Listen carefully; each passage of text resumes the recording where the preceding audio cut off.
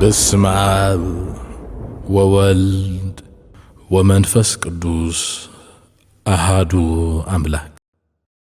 አደረ ላዕሌሃ ቃል ሥጋ ኮነ ወተወልደ እምኔሃ።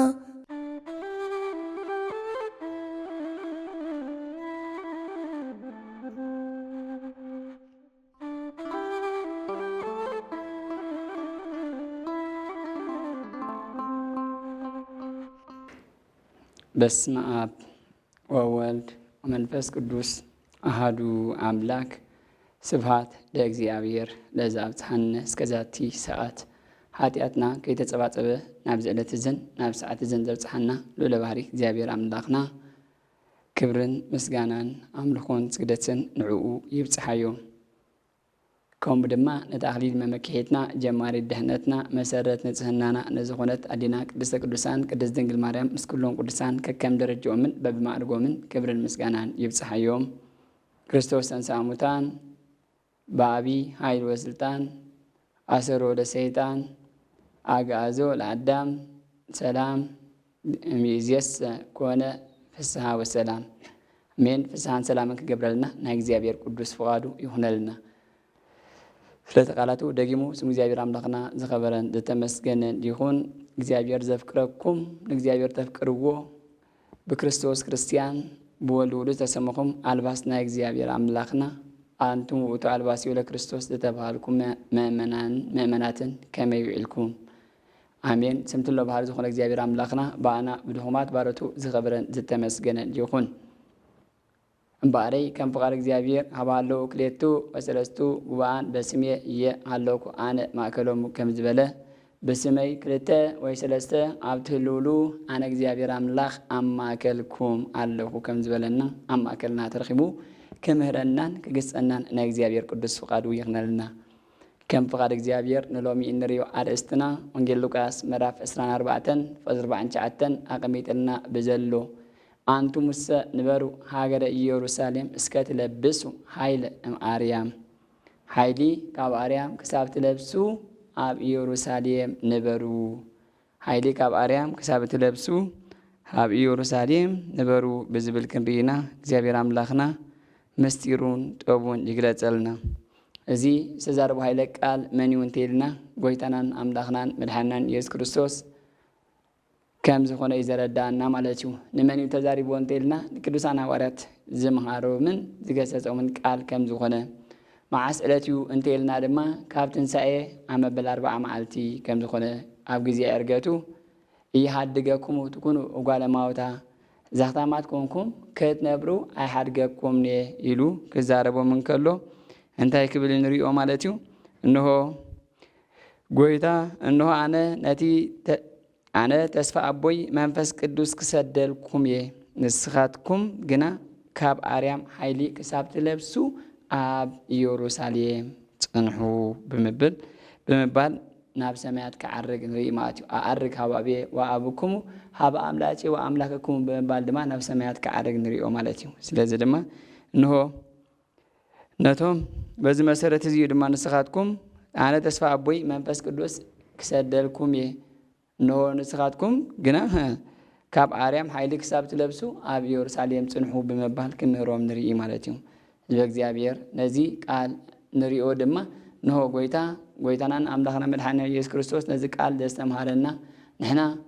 እንታይ ክብለና ስለ ዝደለየ እንተኢልና አንቱ ሙሰ ንበሩ ሃገረ ኢየሩሳሌም እስከ ትለብሱ ኃይለ እምአርያም ክብለና እንከሎ ንዓና ንግዚኡ ንቅዱሳን ሐዋርያት ን72 ቅዱሳን አርድእት ን36 ቅዱሳን አንስት ጠቅላላ 120 ቤተሰብ እግዚአብሔር አምላኽ ዝተባሃሉ ማለት እዩ። ኣብዩኻ ዴና ቅድስተ ቅዱሳን ቅድስት ድንግል ማርያም ነዞም ኩሎም ኣብ ኢየሩሳሌም ጽንሑ ኃይሊ ክሳብ ትለብሱ ካብ አርያም ኃይሊ ክሳብ ትለብሱ ኣብ ኢየሩሳሌም ጽንሑ ኢሉ ከስተምሮም እንከሎ ናብ ሰማያት ክዓርግ እንከሎ ኩሎም ዘኽታማት ኮይና ዶ ክንተርፍ ኢና ኢሎም ንጎይታ ሓቲቶሞ ነበሩ ማለት እዩ። ስለዚ ድማ ዘኽታማት ኮንኩም ክትነብሩ ኣይሓድገኩምኒ እንሆ ካብ አርያም ኃይሊ ክሳብ ትለብሱ ኣብ ኢየሩሳሌም ጽንሑ ኣነ ግና ተስፋ ኣቦይ መንፈስ ቅዱስ ክልእኸልኩም እየ ብምባል ድማ እንሆ ካብ ዕርገት ኣብ መበል 10 መዓልቲ ካብ ትንሣኤ ድማ ኣብ መበል 50 መዓልቲ ድማ ጸጋ መንፈስ ቅዱስ ተላኢኽሎም ሓደ ቋንቋ ዝፈልጡ ዝነበሩ 71 ቋንቋ ተገሊጽሎም ፈራሓ ዝነበሩ ተባዓት ኮኑ ካብ ብሌት ተሓደሱ በአእምሮ በርትዑ ምስጢር ተርጎሙ ብምባል ድማ ምህረና ቅድስት ቤተ ክርስቲያንና ማለት እዩ። ስለዚ ነዚ ሁሉ መዓስዮም ዘረዳና ማለት እዩ። እዚ ኣብ ግብረ ሐዋርያት ምዕራፍ 2 ካብ ፍቕዲ 2 ክሳብ 10 ክንሪኦም ከለና ፈራሓት ዝነበሩ ተባዓት ኮኑ ካብ ብሌት ተሓደሱ በአእምሮ በርትዑ ምስጢር ተርጎሙ ሓደ ቋንቋ ጥራይ ዝፈልጡ ዝነበሩ ድማ 71 ቋንቋ ተገሊጽሎም ብስናቶም ዝነበረ 72 ቋንቋ ኮይኑ ድማ ብሙሉእ ቋንቋ ንዓለም ሙሉእ እንሆ ከስተምህሩ ብስመ አብን ወልድን መንፈስ ቅዱስን እናጥመቅኩም ደቂ መዛሙርተይ ይግበርዎም ኢልዎም ነይሩ እሞ በዚ ድማ እናጥመቁ ደቂ መዛሙርቱ ገብርዎ ንርኢ ማለት እዩ። ዓለም ሙሉእ ድማ በብቋንቋኡ ንኩሉ እናተርጎሙ ድማ እንሆ ንኩሉ ከስተምህሩ ንሪኦም ማለት እዩ። ስለዚ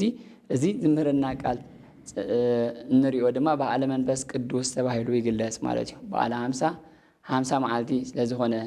የረዳእና ማለት እዩ። ለዚ እዚ ድማ በዓለ 50 መበልዩ ኩሉ ትንሳኤ ማለት እዩ። ካብታ ጎይታ ተንሳኣላ ክሳብ ጰራቅሊጦስ ዘሎ 50 መዓልቲ ካብ ትንሳኤ ክሳብ ዕርገት ዘሎ 40 መዓልቲ ካብ ዕርገት 10 መዓልቲ ድማ 50 መዓልቲ ጸጋ መንፈስ ቅዱስ ከም ዝወረዶም ፈራሓ ዝነበሩ ተባዓት ከም ዝኾኑ ካብ ብሌት ከም ተሓደሱ በአእምሮ ከም ዝበርትዑ ይረዳእና ማለት እዩ። እዚ እንታይ ክምህረና ስለዝደለየ እንተልና አንቱም ሰንበር ሃገረ ኢየሩሳሌም ዝብለና እንከሎ ቀዲሙ ጎይታናን አምላኽና መድኃኒትና ኢየሱስ ክርስቶስ ንቅዱሳን ሐዋርያት የስተምህሮም ከም ዝነበረ ለዚ ከመቦን ከመደም ኮይኑ ድማ እንሆ ኣብ ግዜ ጥሜቶም ኣብ ግዜ ረሃቦም እናጽገበ ብተኣምራት ነቶም ርሁባነ ስጋ ብተኣምራት ንርሁባነ ነፍስ ብትምህርት እናመገበ ይኸዶም ከም ዝነበረ የረዳእና ማለት እዩ። ስለዚ ድማ ኣብ ዝዓረገሉ እዩ ቅዱሳን ሐዋርያት ዘኽታማት ኮይና ድና ክነብር ምስ በልዎ ዘኽታማት ኮንኩም ክትነብሩ ኣይሓድገኩምን እየ። ስለዚ ድማ እንሆ ክሳብ ካብ አርያም ሓይሊ ክሳብ ትውሃቡ ጸጋ መንፈስ ቅዱስ ክሳብ ዝወርደኩም ኣብ ኢየሩሳሌም ነበሩ ኢሉ ህዝበ እግዚአብሔር ኢየሩሳሌም መን እያ? እዚ ቃል ዝበሎ በዓሉ ጎይታናን አምላኽና መድኃኒትና ኢየሱስ ክርስቶስ እዩ። ሎሚ ኢየሩሳሌም ተባሂላ ዘላ መን እያ እንተኢልና ቅድስት ቤተ ክርስቲያንና እያ ማለት እዩ። ና ድማ ጸጋ መንፈስ ቅዱስ ዝተቐበልናላ ወዲ በ40 ጓል ብ80 ጸጋ መንፈስ ቅዱስ ውሉድነት ዝረኸብናላ ቅድስት ቤተ ክርስቲያንና እያ ማለት እዩ። ስለዚ ድማ ኣብ ቅድስት ቤተ ክርስቲያን ሓይሊ ካብ አርያም ክሳብ እንረክብ ጸጋ መንፈስ ቅዱስ ከምቲ ንቅዱሳን ሐዋርያት ዝወረደሎም ንዓና ድማ መታን ክወርደልና ኣበይ ጽንሑ ኢሉ ማለት እዩ። ኣብ ኢየሩሳሌም ጽንሑ። ኢየሩሳሌም ተባሂላ ዘላ መን እያ እንተኢልና ቅድስት ቤተ ክርስቲያንና እያ ማለት እዩ። ስለዚ ቅድስት ቤተ ክርስቲያንና ምዃና ከመይ ነረድእ እንተኢልና እዚ ብተዛዋሪ ጎይታናን አምላኽናን መድኃኒትናን ኢየሱስ ክርስቶስ ኣብ ወንጌል ሉቃስ ምዕራፍ 2 ገልጸና እንከሎ ክምህረና ንሪኦ ኢና ማለት እዩ። ስለዚ ድማ እንታይ እዩ እንተኢልና ድማ ንሆ ጎይታ ንጎይታናን አምላኽና መድኃኒትናን ኢየሱስ ክርስቶስ ኣዴና ቅድስተ ቅዱሳን ቅድስት ድንግል ማርያም ምስ ቅዱስ ዮሴፍ ኮይኖም ኣብ ዝሰኣንዎ ግዜ 3 ግዜ ኣብ ዝሰኣንዎ ግዜ ኣብ ኢየሩሳሌም ከም ዝጸንሑ ማለት እዩ። ስለዚ ድማ ወደይ ንምንታይ ከም ዝገብረና ምስ በለቶ ጎይታ ዝበሎ ሃይለ ቃል እንተ ነይሩ ግና ኣብ ቤት ኣቦይ ክነብር ኣይግባአንን ድዩ እቲ ቤት ኣቡየ ብዙሕ ማህደር ቦቱ ብምባል ድማ ኣብ ቤት ኣቦይ ብዙሕ ማህደር ኣሎ ብዙሕ ሃብትታት ኣሎ ብዙሕ ሃብትታት ጸጋ መንፈስ ቅዱስ ኣሎ ኢሉ ማለት እዩ። ስለዚ ኣብ ቤተ ክርስቲያንና ብዙሕ ሃብታት ጸጋ መንፈስ ቅዱስ ኣሎ ማለት እዩ። ስለዚ ድማ ቅድስት ቤተ ክርስቲያንና ቅዱስ ስግኡን ክቡር ደሙን ዝፍተተላ ብስጋ ጥራይ ዘይኮነ ብነፍሲ እተጽድቐልና ቅድስት ቤት እያ ማለት እዩ። ማሕደር ናይ እግዚአብሔር ስለዝኾነ ድማ ለዚ ቅድስት ቤተ ክርስቲያንና ቤት እግዚአብሔር ተባሂላ ትግለጽ ማለት እዩ። ነዚ ክገልጽ እንከለሆ ነቢየ ልዑል ነቢየ እግዚአብሔር ልበ አምላክ ቅዱስ ዳዊት ድማ እንተኸብለና ንሪኦ ማለት እዩ። ተፈሳሂኩ እስመ ይቤሉኒ ቤተ እግዚአብሔር ንሃውር መዝሙር 121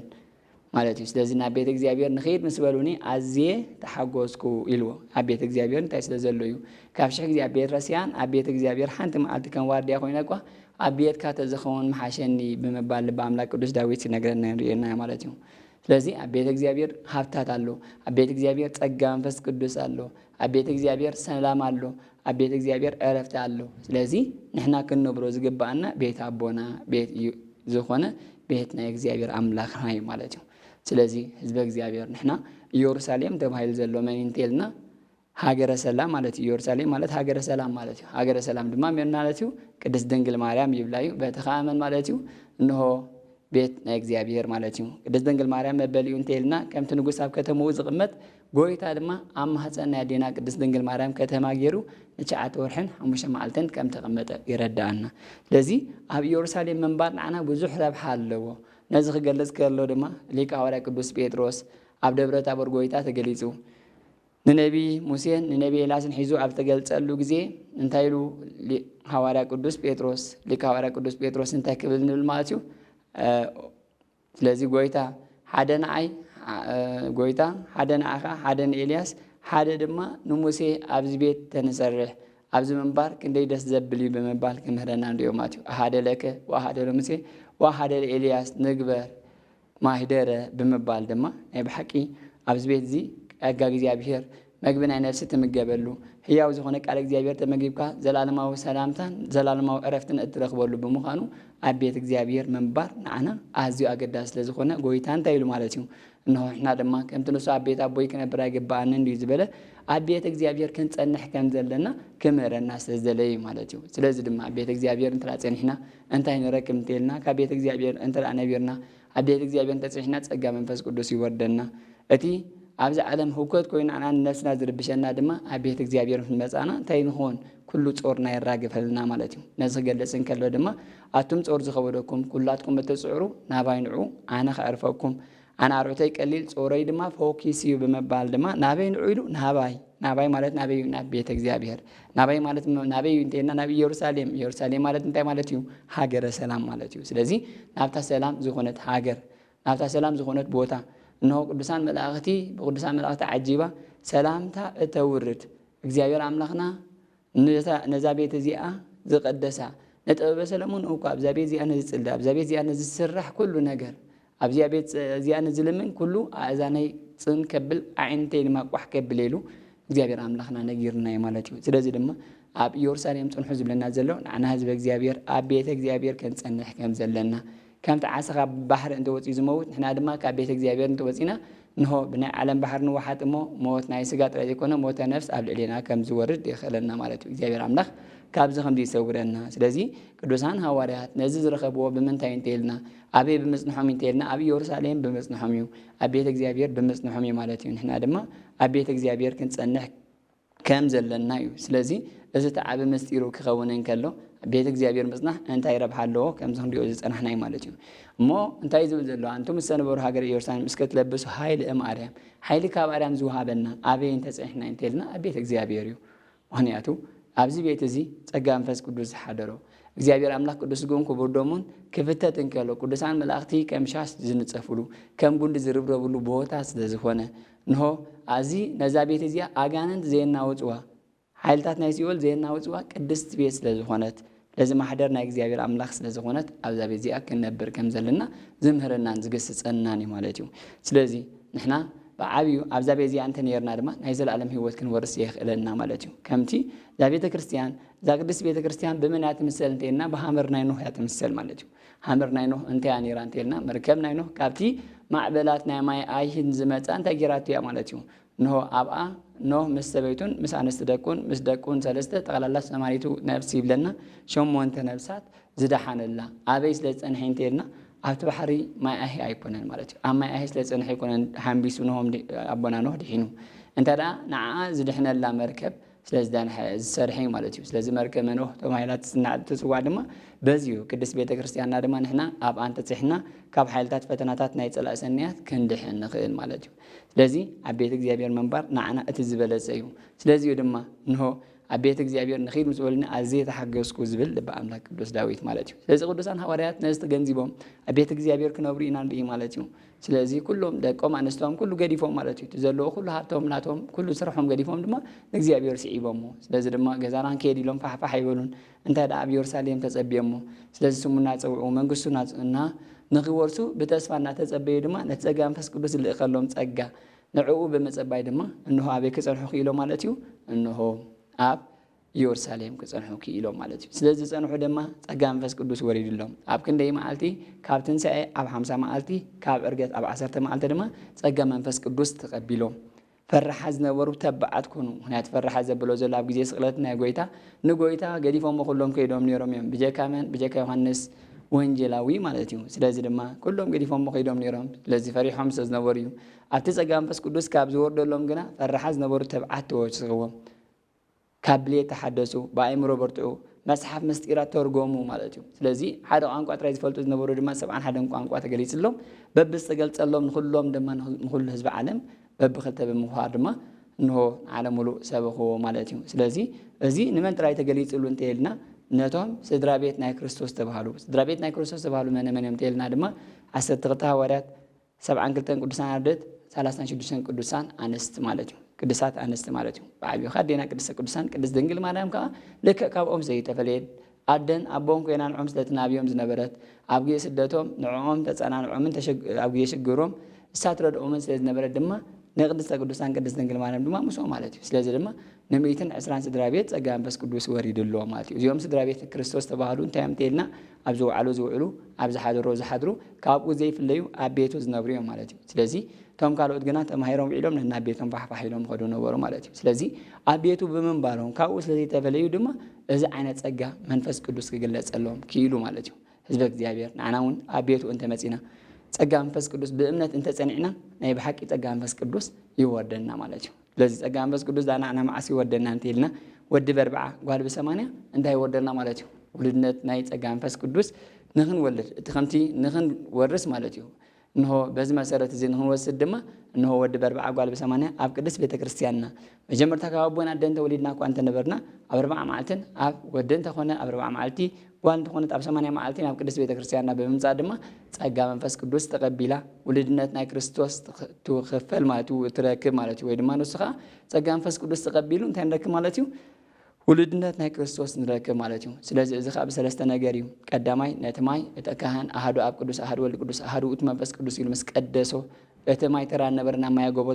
ተቐይሩ እከ በቲ ማይ ጎቦ ተሓጺቡ ቀዳማይ በማሕተም ናይ ቅብአ ሜሮን ተቐቢኡ ጸጋ መንፈስ ቅዱስ ክቕበል ከሎ ማለት እዩ። ሳልሳይ ድማ ብቅዱስ ጎን ክቡር ደሙ ናይ ጎይታ ተሓቲሙ በዚ ሰለስተ ነገር ድማ እንዘ ኣሃዱ ሰለስቱ ወንዘ ሰለስቱ ኣሃዱ ከም ዝብለና መሰረት በዚ መሰረት ጸጋ መንፈስ ቅዱስ እቲ ህፃን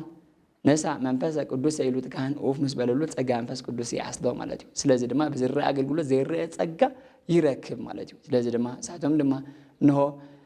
በቲ ዘገልግልዎ ጥራይ ዘይኮነ በቲ ጎይታ ዝሃቦም ተስፋ ጸኒዖም ከምቲ ኣብ ኣቡነ ዘበሰማያት ባዕሉ ጎይታ ዝሃበና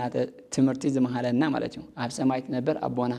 ስምካ ይቀደስ መንግስትኻ ትምጻእ ነታ ትመጽእ መንግስተ ሰማያት እንታይ ማለት እዩ ብተስፋ ክንጽበያ ከም ዘለና። ስለዚ ድማ ኣነ ተስፋ ኣቦይ መጸናንዒ መንፈስ ቅዱስ እልእኸልኩም ኣለኹ ብምባል ድማ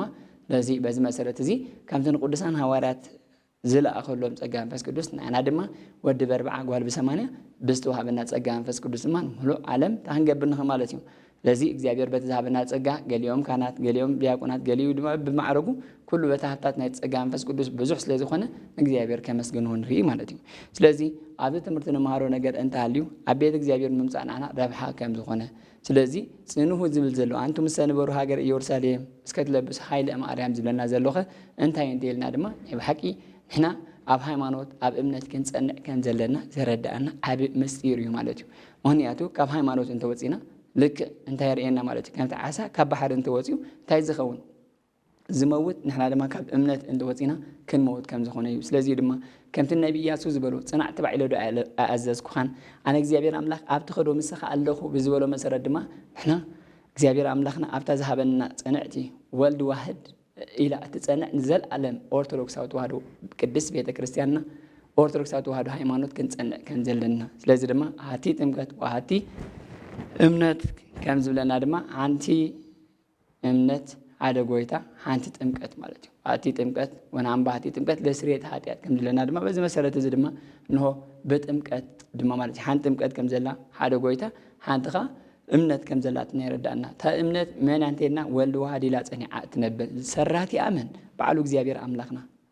መን ይሰሪቱ አንዚ አንቴና ኦርቶዶክሳዊ ተዋህዶ በመን ተዋህዶ ቃል ስጋ ተዋህዶ ማለት ቃልን ስጋን ተዋህደ ሓደ አካል ሓደ ባህር ዝኾነ ቃል ስጋ ኮነ ብዝበሉ እዩ። ቃል ተባሂሉ ዘሎ ከመን እንተይልና ኣብ ምስጢረ ሥላሴ እንተራ ተመልኪትናዮ እንሆ ዘአሃዱ ከምቲ አብን ወልድን መንፈስ ቅዱስ አብ ልቦም ወልድ ቃሎም መንፈስ ቅዱስ እስትንፋሶም ኢሉ ቅዱስ ቤተ ክርስቲያን እትምህረና ቃል ተባሂሉ ዘሎ እግዚአብሔር ወልድ እዩ ማለት እዩ። ስለዚ ድማ ካብ ክልተ አካል ሓደ አካል ብሙ ካብ ሰለስተ አካላት ማለት አብን ወልድን መንፈስ ቅዱስን ሰለስቲኦም ማለት እዩ። ስለዚ ካብዚኦም ሓደ አካል እግዚአብሔር ወልድ ናብ ስጋ ለቢሱ እንሆ ስጋና ለቢሱ ምእንታና ነቲ ኣብ ልዕሊና ወሪዱ ዝነበረ መርገመ ስጋን መርገመ ነፍስን ቀንጢጡ በረከተ ስጋን በረከተ ነፍስን ዝዕድል ከም ዝኾነ ይረዳእና ማለት እዩ። ስለዚ ሓደ ካብቲ በረከተ ስጋን በረከተ ነፍስን ዝዕድል ከም ዝኾነ ይረዳእና ድማ ጸጋ መንፈስ ቅዱስ ንቅዱሳን ሐዋርያት እንታይ ገበረሎ ማለት እዩ እንሆ ከም ዝሃቦም ይረዳእና። ነዚ ዝረኸቦ ቅዱሳን ሐዋርያት ብኸንቱ ኣይኮን ማለት እዩ። ስለዚ ቀፂሉ ዝብዕል ነዚ ተረዲእና ድማ እንሆ ንሕና እንታይ ክምህረና ዝደለየ እንተልና ኣብ እምነት ክንጸንዕ ስለዝደለየ ጽኑሑ ጽንዑ ትብዓው ኢለ ደኣ ጽናዕ ትብዓ ኢለ ደኣ ዘዝኩኻን ብዝምሮ መሰረት ማለት እዩ። ወደይ ክሳብ ዕለተ ሞት እሙን ኩን እሞ ኣነ ድማ ኣኽሊል ህይወት ክበካ ኢሉ ክሳብ ዕለተ ሞት እንታይ ኩን እሙን ኩን እምነት ኣበይ ከምቲ ሰገን እንቃቑሖ ክትሕሉ ትነብር ሓንሳካ ትንቃቑሖ ትራእ ተፈልያቶ ትንቃቑሖ ከም ዘይጫጫሓላ ንሕና ድማ ካብቲ ምእንታና ንኽብል መከራ ተቐቢሉ ስጋና ለቢሱ ሕማምና ፀይሩ ሞትና ሞይቱ ህይወቱ ዝሃበና ክርስቶስ መስቀሉ እናረኣና ክሳብ ዕለተ ምጽኣት ክሳብ ዳግማይ ዝመፀና መስቀሉ እናረኣና ኣብ እምነት ፀኒዕና ክንነብር ከም ዘለና ንኽረዳእና አንቱም ሰንበሩ ሃገረ ኢየሩሳሌም እስከ ትለብሱ ሃይለ እምአርያም ኢሉ ሃይሊ ካብ ኣርያም ክሳብ ትለብሱ ኣብ ኢየሩሳሌም ጽንሑ ኢሉ ኣበይ ክንጸንሕ ግባአና ኣብ እምነትና ክንጸንዕ ኣለና ኣብ ኢየሩሳሌም ቤተ እግዚአብሔር ክንመጽእ እንክል ኣለና ኣብ ቤተ እግዚአብሔር ክንነብር እንክል ኣለና ነቲ ቃሉ ሰማዕቲ ጥራይ ዘይኮነ ተግበርቲ ኮይና ብኡ ክንነብረሉ ክንክል ኣለና ማለት እዩ። ክርስትና ዘብለና ምንባር እምበር ምዝራብ ኣይኮነን። ክርስትና ብምባል እንታይ እዩ መከራ ምቕባል እዩ መስቀል ምጻሪ ማለት እዩ። እቲ ዘፍቅረኒ መስቀሉ ጼሩ ይስዓበኒ ኢሉ መስቀል ክርስቶስ ሎሚ ሲዒምና ጼርና ክንከይድ ኣለና ማለት እዩ። ሎሚ ጥላት መስቀል ተንሲኦም ኣለዉ ለዚ ክንጥንቀቕ ከም ዘለና ንኸረዳእና ድማ እንሆ አንቱም ሰንበሩ ሃገረ ኢየሩሳሌም እስከ ትለብሱ ሃይለ እምአርያም ሃይሊ ካብ ኣርያም ክሳብ ትለብሱ ኣበይ ንበሩ ዝብሎም ዘሎ ኣብ ኢየሩሳሌም ንበሩ ኣብ ቤተ እግዚአብሔር ንበሩ ኢሉ ማለት እዩ። ስለዚ ድማ ነዚ ሃይሊ ንኾኖም ኣዳም ቅድሚ ሕጂ ብመብልዕ ወዲቑ ነይሩ እዩ። ኣዳም ዕፀ በለስ ብምብልዑ ካብ ገነት ወፂኡ ሞተ ስጋን ሞተ ነፍስን ኣብ ልዕሊኡ ሰልጢኑ ነይሩ እዩ። ስለዚ ድማ ጎይታናን ኣምላኽና መድሓኒና ኢየሱስ ክርስቶስ ነቲ ብመብልዕ ዝወደቐ ኣዳም ብጾም ስዒሩ ድማ ንሕና ክንጽዎም ከም ዘለና ጾምና እንሆ ንሱ ጼሙና ዘይኮነ ልክዕ ንሕና ክንጽዎም ከም ዘለና ኣብነት ኮይኑ ድማ ንሕና ክንጸውም ከም ዘለና ከምቲ ንሱ 40 መዓልትን 40 ሌሊትን ዝጾመ ድማ ክንጸውም ከም ዘለና ክረዳእና ክጾሙ ከለኹም እንታይ ኢሉ ገጽኩም ተሓፀቡ ርእስኩም ቀውዑ ኢሉ ህዝቢ እግዚአብሔር ደይዎ ጼሙና ተኮይኑ ሓንሳ በሊዕልና እሞ ንሕና ክንበልዕ ኣይግባአናን እዩ። እዚ ንሕና ጎይታ ጼሙና ዝብል ጌጋ ረድኢት ከይህልወና ስለዚ ሓይሊ ዝውሃበና በመንታይ እንተኢልና ብጾም ብጸሎት ብኣገልግሎት ማለት እዩ። ንእግዚአብሔር ኣምላኽ እንተር ኣገልግልናዮ ንእግዚአብሔር ኣምላኽ ኣስሚርና እሱ ሰምሮ ጾም እንተር ጌርና ካብቲ ዘለና ነዳይ እንተኸፊልና ነቲ ዘለና ኣካፊልና ንነፍስና ዝኸውን ንስጋና ቃጽዕና ንነፍስና ዝኸውን በረኸት እንተር ኣኸፊልና ልክ እዚ እግዚአብሔር ኣምላኽ ዝሰምረሉ እዩ ማለት እዩ። ስለዚ ዝንቱ ዘመድ ይወፅ ዘእንበለ በጾም ወበጸሎት ብምባል ድማ ከምቲ ጎይታ ተኣምራት ቅድሚ ምግባሩ 40 መዓልትን 40 ሌሊትን ጼሙ ኣብ ቃና ዘገሊላ ዳሕራ ከይዱ ተኣምራት ክገብር ንሪኦ ማለት እዩ። ስለዚ ብቃል ጥራይ ዘይኮነ ቅድም ብግብሪ ምሂሩ ልክዕ ክንገብሮ ዘለናኻ ብቃል ዝነገረና ልክዕ ጎይታ ኣብነት ዝኾነና ብግብሪ እምበር ብቃል ኣይኮነን። ስለዚ ንሕና ድማ ንጎይታ ክነፍቅሮ እንተኾይና ብቃልና ዘይኮነ ብግብርና ስለዚ ድማ ክንጾሞ ዝግባአና ክንጾም ከም ዘለና ስለዚ ድማ ንሕና ድማ ከምቲ ኣዳም ብመብልዕ ዝወደቐ ጸጋ መንፈስ ቅዱስ ኣባና ክሓደር ጸጋ መንፈስ ቅዱስ ኣባና ክሰርጽ ድማ ቅዱሳን ሐዋርያት ከምቲ ጎይታ ጼሙ ኣብነት ዝኾኖም ነቲ ስርሑ ዝጀመረሉ ብጾም ብጸሎት ስለዝኾነ ድማ ልክዕ ንሳቶም ድማ ነዚ ነገር እዚ ጾም ሐዋርያት ተባሂሉ ዝመፀና ዘሎ ድማ ብጾም ልክዕ እንዳ ከም ዝገበሮ ማለት እዩ። ነቲ ተዋሂቦም ጸጋ ዘሎ ጸጋ ቅድሚ ኣብ ስራሕ ምውዓሎም እግዚአብሔር ኣብኣቶም ክሰርጽ እግዚአብሔር ምስኣቶም ኮይኑ ነቲ ናይ ጥንቲ ጸላኢና ክስዕሩ ሓይሊ መታን ክኾኖም ድማ ነቲ ተዋሂቦም ዘሎ ሓይሊ ደርዒ መታን ንክኸውን እንታይ ይወስኽሉ ማለት እዩ ጾምን ጸሎትን ወስኽሉ ማለት እዩ። ስለዚ ድማ እግዚአብሔር ኣምላኽ ብዝሃቦም ጸጋ ሲኢሎም ኣይጀመሩን ኩሉ እንገብሮ ድማ ብጾምን ብጸሎትን ክኸውን ከም ዘለዎ ምክንያቱ ቀዲሙ ሂርዎም እዩ ጎይታ ክምህሮም እንከሎ እቲ ሰብ ኣቡ ወዱ ጋኔን ዝሓዞ ወዱ ናብ ሐዋርያት ምስ ኣምፀሎም ቅድሚ ሕጂ ከምቲ ዝበልናዮ ፈራሓ ዝነበሩ ተባዓት ኮኑ ካብ ድሌት ተሓደሱ ብኣእምሮ በርትዑ ክንብፅሕና ስለዚ ድማ ኣብቲ ግዜ እቲ ብኣእምሮ ስለዘይበርትዑ ነቲ ጋኔን ዝሓደሮ ወዱ እንታይ ክገብሮ ይከኣሉን ክፍውሱሉ ኣይከኣሉን ናብ ጎይታ ምስ ኣምፀው ግና ጎይታ እንታይ ገይሩሉ ማለት እዩ ነቲ ጋኔን እንታይ ገይሩሉ ገሲፅሉ ስለዚ ኣጋንንት ብምውፃእ ድማ ንምንታይ ጎይታ ንዓና ዘይተኻለና ኢሉ ዝንቱ ዘመድ ይወፅእ ዘእንበለ በጾም ወበጸሎት ማለት እዩ። ስለዚ እዚ ዓይነት ዘመድ እዚ ዓይነት ጋኔን ብጾምን ጸሎትን እንተዘይኮይኑ ብኻልእ ኣይወፅእን እዩ ኢልዎም ነይሩ እዩ። ስለዚ ድማ ቅዱሳን ሐዋርያት ጸጋ መንፈስ ቅዱስ ካብ ዝረኸብሉ ጸጋ እግዚአብሔር ካብ ዝተቐበለሉ ጸጋ መንፈስ ቅዱስ ካብ ዝተቐበለሉ ግዜ መንባዕረይ እንሆ በዚ መሰረት እዚ ድማ እንሆ ጸጋ መንፈስ ቅዱስ ተቐቢሎም ካብ ብሌት ተሓዲሶም ፍርሓ ዝነበሩ ተባዓት ኮይኖም ካብ ብሌት ተሓዲሶም ብኣእምሮ በርትዑ እንሆ በዚህ መሰረት ድማ ሓደ ቋንቋ ጥራይ ዝፈልጡ ዝነበሩ ሰብኣን ሓደን ቋንቋ ተገሊጽሎም ንኹሉ ወብቋንቋኡ ክምህሩን ከስተምህሩ ንሪኦም ማለት እዩ ስለዚ ነዚ ብምንታይ ስለ ዝጸንዐ እንተልና ብጾምን ጸሎትን ስለዚ ጻንዐ ማለት እዩ ስለዚ ድማ ኣጋንንት እንታይ ገበሩ ገሰጹ ኣውፁ ምክንያቱ ተኣረጊ ሰብነቶም ቀንጢጦም ከምቲ ደርሆ ጫቑት ማለት እዩ ክትውለድን ከላን እቲ እንቃቑሖ ግድን ክስበር ዘለዎ ሓድሽ ህይወት ከተክእ እንተኮይነ እቲ ኣረጊት ሰብነት ወይ ድማ እቲ ኣረጊት እንቃቑሖ ዘሎ እንታይ ክኾን ኣሎ ማለት እዩ እቲ ቅራፍ ናይቲ እንቃቑሖ ተኣልዩ እታ ጫቑት ክወፅእ ትኽእል ማለት እዩ ንሕና ድማ እቲ ኣረጊት ሰብነትና እቲ ፍርሓት ዝነበረ እቲ ብልየ ዝነበረ እንሆ እንታይ ገበሩ ማለት እዩ እቲ ብኣእምሮ ንምብርታዕ ድማ ልክዕ ነቲ ዝነበሮም ኩሉ ነገር ቀንጢጦም ድማ ናብ እግዚአብሔር አምላክ ኩሉ ዝነበሮም ሃብታት ገዲፎም እግዚአብሔር አምላክ በመስዓብ ንጎይታናን አምላክና መድኃኒታችን ኢየሱስ ክርስቶስ ለዝሰዓቡ ብጾምን ጸሎትን ድማ ከምቲ ኣብነት ቅድሚ ስራሕ ኩሉ ነገር ምግጅማሮም ብጾምን ጸሎትን ተጸሚዶም ድማ እንታይ ኮይኑ ማለት እዩ እግዚአብሔር አምላክ አስሚሮም ማለት እዩ ስለዚህ ንሕና እንታይና ክንገብር ዘለና አሰር ቅዱሳን ሐዋርያት ክንስዕብ ከም ዘለና ሐዋርያ ጳውሎስ እንታይ ኢሉ ገሊጽና ኣሎ ክምህረና እንከሎ ሐዋርያ ቅዱስ ጳውሎስ እንታይ ኢሉ ኖ ተዘከሩ መኳንንቲኩም እለይ ምህሩኩም ቃል ሃይማኖት ነቶም ቃል ሃይማኖት ዘምህርኩም ዘክርዎም ከመይሎም ከም ዝመቱ አሰር እምነቶም ሰዓብ ኢሉ ስለዚህ እዚ አበይ ገሊጽ ወሎ ኣብ ዕብራውያን ሰብ ዕብራውያን ናብ ሰብ ዕብራውያን ክጻፍ ከሎ ምዕራፍ 13 ፍቅሪ 7 ማለት እዩ ብዛዕባ እምነት ተዛረቦ ግና በዘይ እምነት እግዚአብሔር አምላክ ከነስምሮ ስለዘይንኽእል ልክ ዝገበርካ አንተ ገበርካ እምነት ኣብ ተቀንዕት ወልድ ዋህድ ብል ኦርቶዶክሳዊ ተላሃዶ እንተላ ዘይጽንዕና እግዚአብሔር አምላክ ከነስምሮ አይንኽእልኒና ማለት እዩ ስለዚህ በዘይ እምነት እግዚአብሔር አምላክ ከተስምሮ አይትኽእሉን ይኹም ኢሉ ብዛዕባ እምነት ቀዲሙ አበይ ተዛሪቡ ጸኒሑ ማለት እዩ ኣብ ዕብራውያን ምዕራፍ 11 ፍቅሪ 6 ማለት እዩ ስለዚህ ድማ ናይ መን ሞገልጸልኩም በእምነቶም እግዚአብሔር ዘስመሩ ካብ ነቢያት ጀሚሩ ክሳብቶም ዘለው እንደማ አቤል እስከ ደመ ዘካርያስ ከም ዝብል ወልደ በራክዩ ማለት እዩ ስለዚህ ነዚ ሁሉ ነገር እግዚአብሔር አስሚሮም እምነት ጸኒዖም ገሊኦም በመጋዝ ገሊኦም በሰይፍ ገሊኦም በዳርባ እምነት ተገሪፎም ኣብ እምነት ንምጽናዕ ማለት እዩ ዛ ቅድስት ኦርቶዶክሳዊት ተዋህዶ ሃይማኖትና ድማ ቅዱሳን ነቢያት ሐዋርያት ጻድቃን ሰማዕታት ደሞም ከፊሎም ኣባን ኣብጽሖም ኣለዎ ማለት እዩ ንሕና ድማ ነዚኣ ኣብዚኣ ክንጸንዕ ካልእ ኣይኮነን ቅዱስ እግዚአብሔር አምላክ ዝእዘና ወደይ ክሳብ ለተሞት እሙንኩን ኣበይ ጽናዕ ማለት እዩ ኣብታ ወልድ ዋህድ ኢላ ተዋህዶ ቅድስት ቤተ ክርስቲያንና ወዲ በርባዕ ጓል በሰማንያ ዘጠመቀትና ጸጋ መንፈስ ቅዱስ ዝሓደረና ኣብዚኣ ክንጸንዕ ከም ዘለና ካብ እምነት ክንዝንብል ከም ዘይብልና ቅድስት ቤተ ክርስቲያንና ትምህረና ማለት እዩ ስለዚህ አንቱ ሰንበሩ ሃገር ኢየሩሳሌም እስከትለብሱ ኃይለ ማርያም ኃይሊ ካብ አርያም ክሳብ ትለብሱ እንሆ ከምቲ ሰገን ቀዲምና ዝበልና እንቃቑሖ ክትሕልዱ ትውዕል ምክንያቱ እንተራ ገዲፋት ትኸይዳ ሓንሳብ እንታይ ይኸውን ማለት እዩ ኣይጫጭሓላኒ ማለት እዩ ወላ ክትምገብ ኣብ ትኸደሉ ግዜ ነቲ ወዲ ተባዕታይ ተኪኣ ኣብቲያ ትኸይድ እና ድማ ኣብ ዝኾነ መከራ መፀ ነፋሳት ተነፈሱ ወሓይዝ ተዋሓይዙ ዓለም ድሌት አንተ ብልጭልጨት ንሕና እንታ ክንገብራልና ወልዲ ዋህድ ኢልና ኣብታ ቅዱሳን ኣቦታትና ዘጽንዑልና ሰማዕት ብደም ሐዋርያት በስብከት ነቢያት በትንቢት ጻድቃን ድማ ኣብ ገዳምን ፈቀዶ ሁሉ መከራታት ተቀበሉላ ቅንዕት ወልዲ ዋህድ እትብል ንዕት ኦርቶዶክሳዊ ተዋህዶ ሃይማኖት ክንጸንዕ ኣለና ማለት እዩ ስለዚህ እዚ አንተ ጸኒዕና እግዚአብሔር አምላክ አክሊል ዓወት በና ወደ ክሳብ ለተሞት እሙንኩን እሞ ኣነ ድማ አክሊል ህይወት ክበክዕ ዝብል ድማ አክሊል ህይወት ዝርከብ ከምትን ቅዱሳን ሐዋርያት ጸጋ መንፈስ ቅዱስ ወሪድሎም ኩሉ ተባዓዝ ፈራሓ ዝነበሩ ተባዓት ኮይኖም ካብ ድሌት ተሓዲሶም ኩሉ ነገር ዘስተምሃሩና ዓለም ሙሉእ ንሕና ድማ ተባዓት ክንከውንና ካብቲ ዝመፀና ፈተናታት ናይ ሰይጣን ኣናንታ ኣይክገብረናን ኣይከናወፀናን ኣይክስዕረናን እዩ እዚ ግን እንታይ ምስ ንገብር እዩ ኣብ እምነት ምስ ንጸንዕ እቲ ቀዳማይ እቲ ካልኣይ ቅድስት ቤተ ክርስቲያንና ትምህረና ነገር ጎይታ ንዓና ዝለኣኸልና ነገር ተኮይኑ ተፍቅሩን እንትኾንኩም ትእዛዛተይ ሓልው ትእዛዛተይ ካልእ ኣይኮነን ነንሕልኩም ክትፋቀሩ እዩ ማለት እዩ ክነፋቀር እንትኮይንና እቲ ቀዳማይ መሰረት ዘድልየና እንታይ እዩ ስነ ምግባር እዩ ማለት እዩ ስለዚ እምኩሉ ይሄድ ብምባል ድማ ካብ ኩሉ እቲ ዝበለፀ እንታይ እዩ ፍቅሪ ከም ዝኾነ ማለት እዩ ሎም ፍቅሪ ፈኺሱሉ ኣብ ዘሎ ብፍቅሪ ጸኒዕና ኣብ ሃይማኖት ጸኒዕና ምስ እንኸይድ ብስነ ምግባር ተሓኒፅና ምስ እንኸይድ ሃይማኖት መሰረት እዩ ወካልኣነት ደግ ህንፃ ወነጥቅ ኢሉ ማለት እዩ ሃይማኖት መሰረታት ተኻልል ግና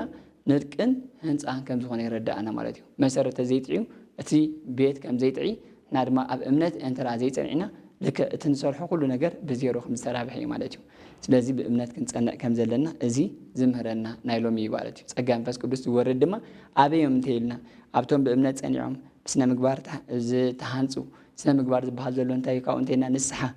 ሎሚ ይትበሎ ጀሰምስ መጀሰምሰት ይሄ ለረሳ ወያኣክላ ለዕለት እከያ ወሰር ሃይሉ ነጽባሕ ይትበሉ ብዛዕባ ጽባሕ ትፈልጡ የለን ሎሚ ንነፍስና ክንጎይ ይግባአና ምክንያቱ ጽባሕ እንታይ ከም ዘጋጥመና ኣይንፈልጥኒና ሎም ምሳና ዝነበሩ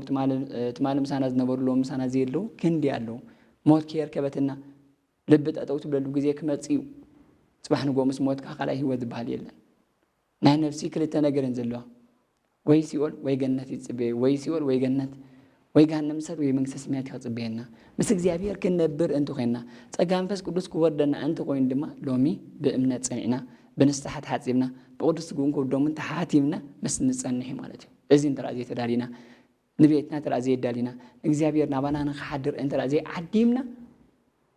ለከ እንታይ ኮኒ ማለት እዩ ቤትና በረኸታ ይመልእኒ እዚ መንባር ክልተ ነገር እዩ ቶም ሓደ ጎይታ ናባና ምጻእ ብምባል ድማ ነው ብንስሐ ተሓጺቦም ቅዱስ ስጉን ክወዶምን ኣብ ቤቶም ንኽነብር ንእግዚአብሔር ኣምላኽ ልቦናኦም ከፊቶም ወደይ ልብኻ ሃበኒ ዓይንተይ ብመንገድኻ ባህ ይበሎ ብዝበሎ እግዚአብሔር ኣምላኽና ምሳሌ 26 ማለት እዩ በዚ መሰረት እዚ ማለት እዩ እዚ ከዓ ነው ጎይታ ትረዲኦም ድማ ነው ንሳቶም ልቦም ከፊቶም ንዝጸንሕዎ ጸግ ኣብ ቤቱ ተዳልዮም ንዝጸንሕዎ ብጸሎት ነቂሖም ብጾም ጸሎት ነቂሖም ብትግሃት እግዚአብሔር ኣምላኽ ኣብ ቤቱ ንዝጸንሕዎ ለከ ጸጋ መንፈስ ቅዱስ ይወርደሎ ማለት እዩ መስኦም ንኽነብር ድማ እግዚአብሔር ኣምላኽና ቅዱስ ስጉን ክወዶምን ስለ